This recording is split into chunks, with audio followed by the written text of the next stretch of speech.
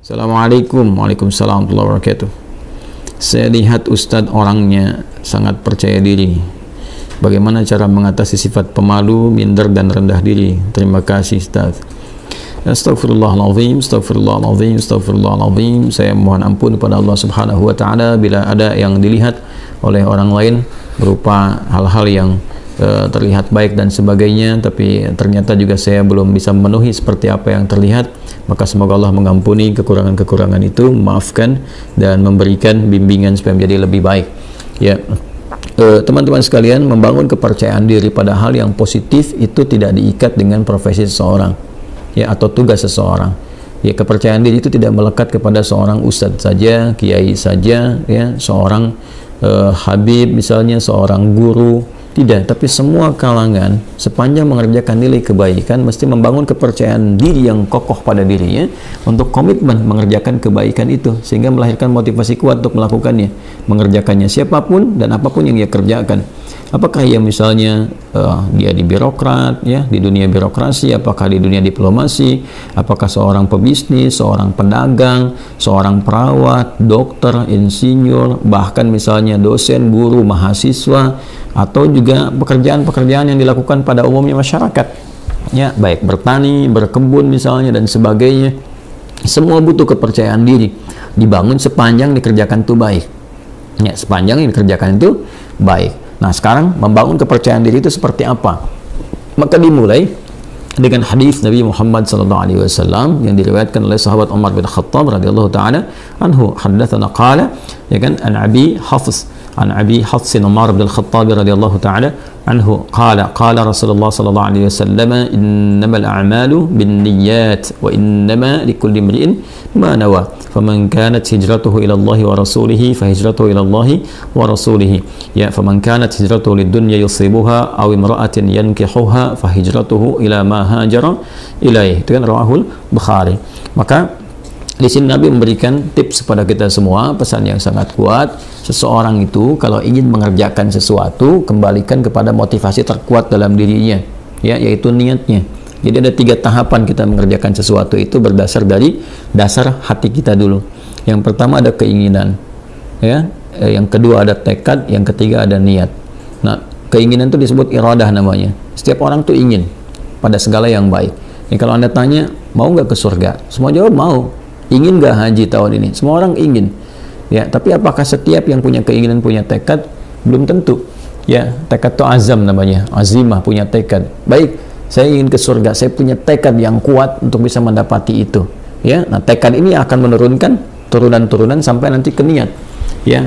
Sama persis saya pengen haji nih tahun depan, pengen banget, ya. Beda dengan yang sekedar ingin. Kayak ingin haji, ingin saja, tapi punya tekad, dia ingin mewujudkan keinginan itu.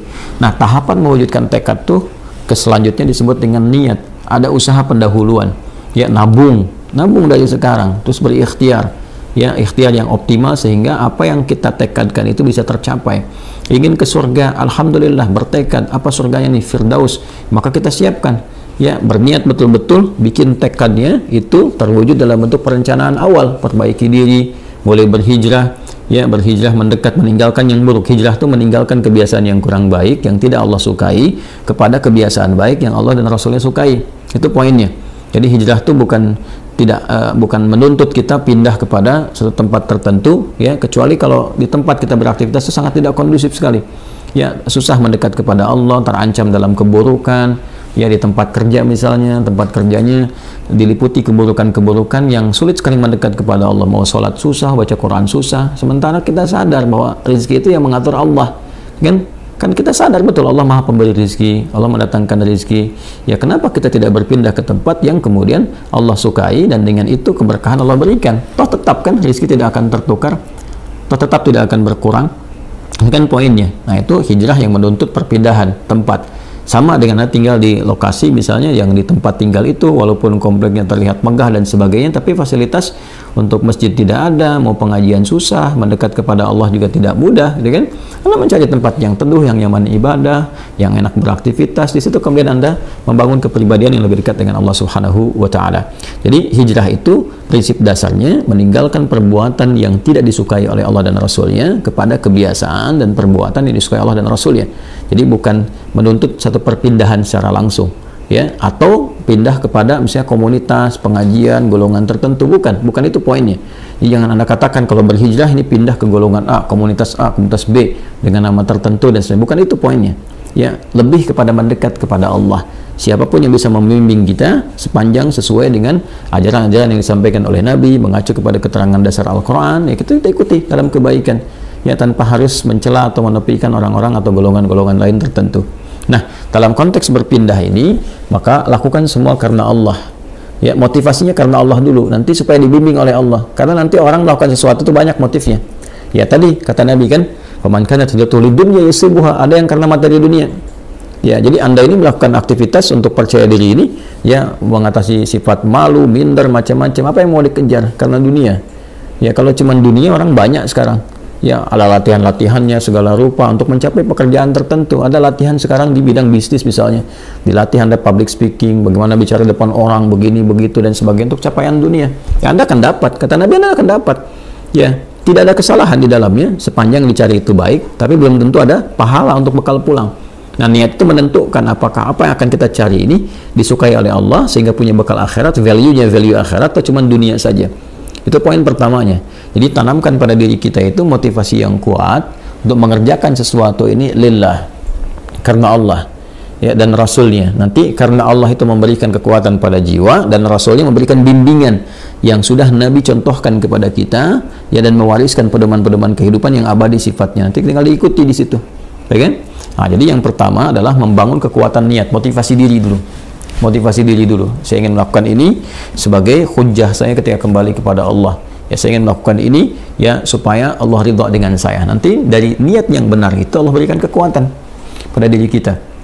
Nah, niat itu diterjemahkan dengan apa? Setelah muncul dalam hati kita, kita akan memulai aktivitas itu yang baik itu, maka kita bisa mulakan itu dengan memohon kepada Allah. Nah, di sini dia. Jadi membangun sifat kepercayaan diri, diantaranya memulai dengan menautkan aktivitas yang akan kita kerjakan, ya, dengan harapan perlindungan dan pemberian kekuatan serta bimbingan dari Allah. Mohon taufik namanya, minta. Nah, itu keadaan itu disebut dengan tawakal namanya. Ya, tawakal itu menyerahkan keadaan kita yang akan kita ikhtiarkan, baik mulainya ataupun akhirnya kepada Allah, gantungkan kepada Allah, sehingga Allah memberikan perlindungan yang paripurna kepada diri kita. Maka Nabi mengajarkan kita untuk berdoa dalam memulai segala hal. Nah, doa itu juga membangun kepercayaan diri. Makanya orang kalau mau mengerjakan sesuatu, ketika dia berdoa lebih kuat kan? Ya, Anda mau bicara, Anda berdoa. Dan diajarkan kan di Quran, di surat Thaha itu, bagaimana seorang Musa alaihissalam dibantu sekretarisnya Nabi Harun alaihissalam, ya, dua-duanya datang kepada Fir'aun untuk berdakwah, menyampaikan kebaikan, membangun kepercayaan dirinya bagaimana? Kan berdoa dulu, ya kan? Setelah dia berniat baik, menjadikan semua urusan karena Allah, dibimbing oleh Allah tuh, ya, bimbingannya indah sekali. Jadi dibimbing oleh Allah, nanti kalau datang katakan yang baik-baik, katakan yang lembut supaya dia sadar. Ya, di Quran surat Thaha itu kan ayat 43 sampai 44, faqula lahu qawlan layyina la'allahu yatadzakkaru aw yakhsha. Katakan yang lembut, ya kan? Katakan yang halus, tutur kata yang baik, yang elok dengan retorika yang benar, ya kan? Sampaikan aja. Nah, mudah-mudahan dengan itu nanti, ya, ada kelembutan pada hati dia sehingga dia merasa takut kepada Allah dan memperbaiki diri. Nanti Allah bimbing, berikan kekuatan. Makanya nanti ayat-ayat berikutnya itu memberikan kepercayaan diri yang kuat kepada Musa. Ketika tawakal itu ada, lalu dibimbing doanya, Rabbi shrahli sadri wa yassirli amri wahlul 'uqdatam bil lisani yafqahu qawli. Lalu kemudian Allah menegaskan, jangan takut Musa, ya, aku akan membersamai kamu, ya kan? Nah, kamu akan dibekali begini begitu dan sebagainya. Ini isyarat Quran yang sangat dalam. Tautkan aktivitas kita kepada Allah Subhanahu wa taala, lalu bacakan doa. Kalau di sini terkait dengan bagaimana supaya tampil bisa bicara dan sebagainya, doanya juga ada sendiri. Seperti tadi diajarkan di Quran, Rabbi shrahli sadri wa yassirli amri wahlul 'uqdatam min lisani yafqahu qawli. Nanti untuk belajar supaya pede nih, ya, jangan sampai pesimis, waduh saingannya berat nih, waduh ini bisa nggak lulus ujian. Percaya diri, yang dituntut ikhtiar kok. Nanti Allah yang mengatur Anda masuk di kampus mana, di sekolah mana yang terbaik untuk masa depan kita. Kadang-kadang harapan kita ke A, tapi kata Allah jangan ke situ, kamu ke B aja, karena kamu nanti bakatnya akan dibutuhkan di bidang ini. Bisa terjadi. ya, harapan masuk A tiba-tiba masuk B, dan semua kampus bisa mendapatkan bagian-bagiannya gitu ya. Nah, maka di sini penting kita ikuti. Doa-doanya banyak ya. Rabbi zidni ilma warzuqni fahma, Allahumma faqihni fid din wa 'allimni ta'wil, sesuai dengan bidangnya masing-masing. Kalau belum tahu doanya, ucapkan apa? Ucapkan seperti Nabi bimbing dalam hadisnya. Ya, qala Rasulullah sallallahu alaihi wasallam, kullu amrin dhi balin la yubda'u fihi bi bismillahirrahmanirrahim fahuwa abtar. Maka mulai dengan bismillahirrahmanirrahim. Perbuatan baik itu niatkan ya. Dalam diri kita kuatkan, ucapkan bismillahirrahmanirrahim. Anda mau kerjakan apa nih? Mau pidato? Bismillahirrahmanirrahim. Nah, ba itu nanti ada 14 makna. Di antara makna ba di situ nanti ada sebabiyah. Ya, dengan sebab aku akan mengerjakan ini, aku tautkan karena Allah. Ghayahnya, ghayah lillah, karena Allah subhanahu wa ta'ala. Maka mohonkan kebaikan kepada Allah. Minta kebaikan. Bismillah ya, Ar-Rahman Ar-Rahim. Nanti sifat-sifat Rahman dan Rahim Allah akan disertakan kepada kita. Maksudnya apa? Diberikan bimbingannya kepada kita, dioptimalkan, dinaungkan kepada kita. Dengan rahmat Allah kita akan dimudahkan beraktivitas. Dengan rahmat Allah dijaga dari kesalahan. Dengan rahmat Allah diberikan kekuatan. Itu Bismillahirrahmanirrahim. Makanya Nabi pun ketika mulai menerima wahyu diminta oleh Allah untuk pede, untuk percaya diri. Walaupun Nabi nggak pernah belajar, ya, nggak pernah beliau punya guru formal, nggak ada beliau pernah masuk madrasah, ya kan? Nggak pernah belajar, ummi sifatnya, ya sifatnya apa? Ummi. Maka apa yang terjadi? Yang terjadi ketika menerima wahyu kan, ya kata malaikat, iqra, baca. Ma'ana biqari, saya betul-betul nggak bisa baca. Iqra, ma'ana biqari, saya betul-betul nggak bisa baca. Ya sampai yang ketiga kan, iqra ma'ana biqari. Nabi bisa mengatakan ma qara'tu, ya pakai bentuk kata kerja, bentuk past tense, kemudian dengan sigat ma nafi. Ya, saya nggak bisa baca. Tapi ketika ma bertemu dengan ba, itu taukid sifatnya. Ma ana bi, ya ma ketemu dengan ba, itu penguat taukid, ba-nya jadi taukid. Saya betul-betul nggak bisa baca. Maka apa yang diturunkan oleh Allah Subhanahu wa taala untuk membangun kepercayaan diri beliau? Iqra bismi rabbikal ladzi khalaq. Muhammad SAW niatkan baca itu, ya, baca untuk mengikuti bacaan yang dibimbing oleh siapa? Oleh hamba yang Allah utus, ya, dan dengan kuasa Allah yang membuat, menjadikan sesuatu aja begitu mudah. Yang mencipta kamu aja begitu mudah, yang mencipta manusia aja begitu mudah, apalagi menjadikan kamu terbimbing untuk bisa mengikuti bacaan, lebih mudah lagi.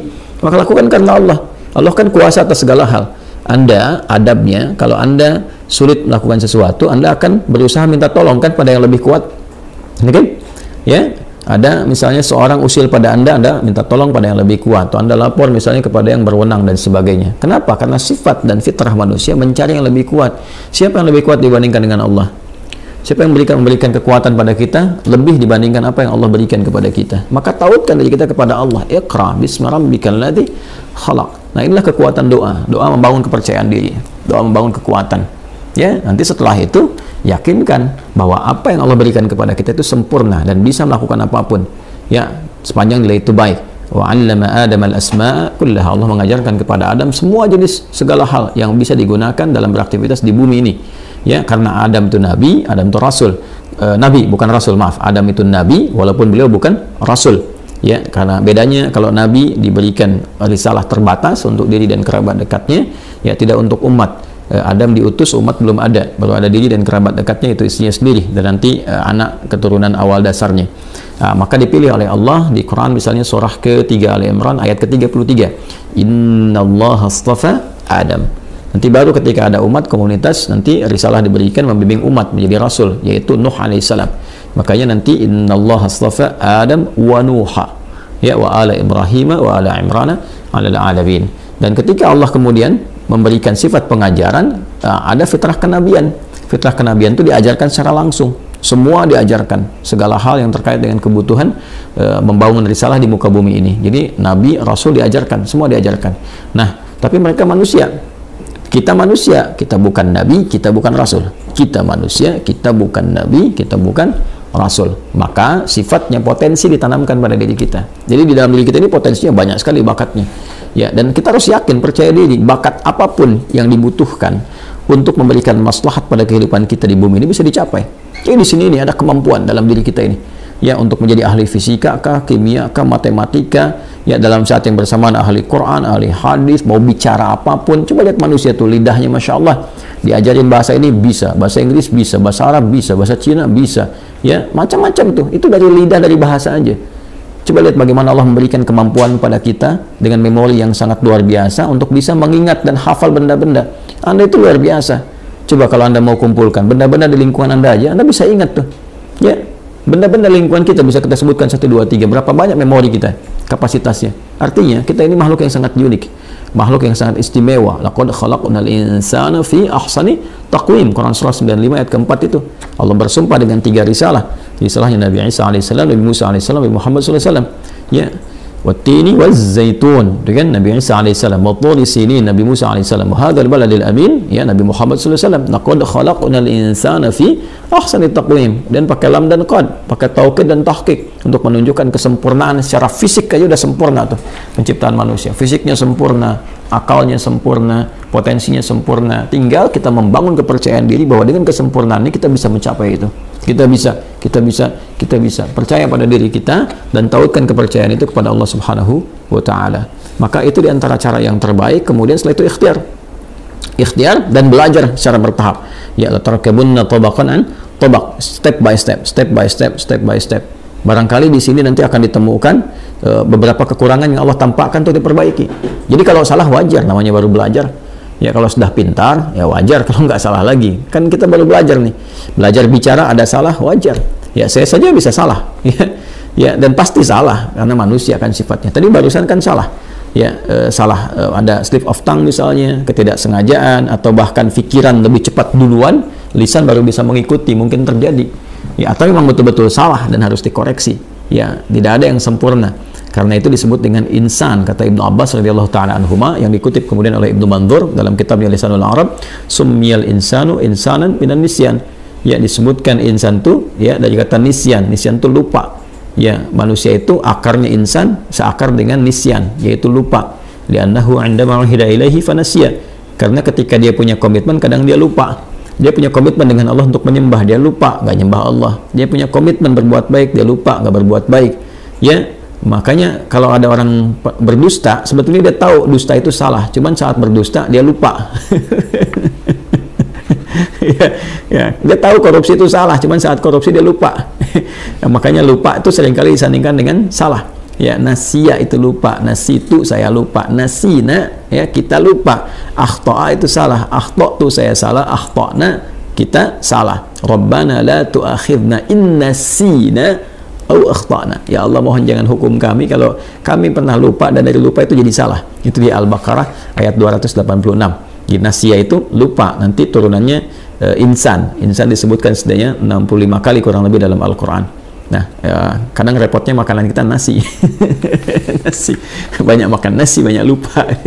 Saya pernah waktu kuliah itu dosen kami tanya, mana kita apa artinya ini? Kita jawab kompak, nasina ya Ustaz, kami lupa. Maka Ustaz kami respon, akaltum nasi katsiran fanasitum. Kalian banyak makan nasi maka kalian lupa. Nah itulah diantara langkah-langkah awal membangun kepercayaan diri, memotivasi, menguatkan niat, memohon kepada Allah bimbingan, kemudian mendekatkan diri kita kepada Allah dengan berdoa sesuai dengan objek aktivitas yang akan kita kerjakan, atau setidaknya mengucapkan bismillahirrahmanirrahim sebelum memulai aktivitas. Setelah itu yakin pada diri kita ada potensi untuk melakukan itu, lalu belajar dari kekurangan, kesalahan. Kalaupun ada salah, jangan langsung divonis saya nggak bisa. Tidak, bukan begitu caranya. Tapi Allah menampakkan itu supaya diperbaiki dan jadi lebih baik untuk ke depan. Setelah itu nikmati hasilnya. Ya, ikuti, nikmati, dan bangun tawakal hasilnya kepada Allah. Fa idza faraghta fansab wa ila rabbika farghab. Kalau sudah selesai, tata lagi dan hasilnya tujukan kepada Allah, tawakal. Bagaimana Allah memberikan yang terbaik kepada kita. Wallahu ta'ala a'lam bis-shawab.